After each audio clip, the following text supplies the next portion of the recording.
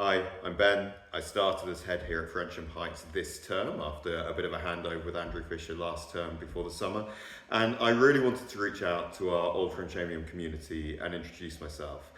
The opportunities I've had to get to know some of our OFs have been some of my favourite opportunities at Frensham so far. Everybody has a story to tell about this place, and many of those stories are outrageous, hilarious, and so uniquely Frensham. So it was really important to me during my first term to reach out to that OF community, to introduce myself, and to say, if I haven't met you yet, please, please, please do find a time to come and meet me. I came to Frensham because this is the school I wanted my kids to come to. I've spent 20 years working in state education, and I've become somewhat disillusioned with the strictures and the rigours that underpin so much of our traditional education system. And so when I learnt about Frensham 5 or 6 years ago, I was intrigued. And over the 5 or 6 years intervening, I went from being intrigued to really falling in love with the concept, the ethos, the place and its people. So to have been given this opportunity to lead the school into its second century, for me, really is kind of the denouement of my professional career. And my kids are deliriously happy in the junior school here as well, which is great. I had the great privilege of working with Andrew Fisher last term. Come over here, Dog.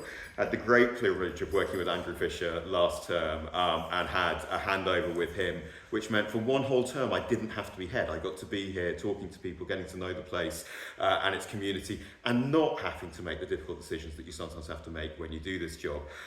So I'm massively indebted to Andrew, who I think is somewhere dry stone walling in the countryside at the minute, but for all of the wisdom and experience that he shared.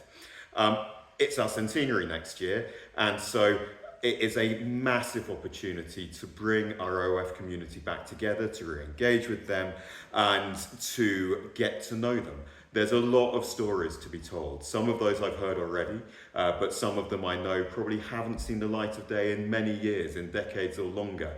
So as part of that centenary, we are going to be reaching out to our OF community and asking to hear your stories, asking for you to share so that we can celebrate those and so that we can continue to build on the rich heritage that this wonderful, unique, and sometimes slightly bonkers school has to share.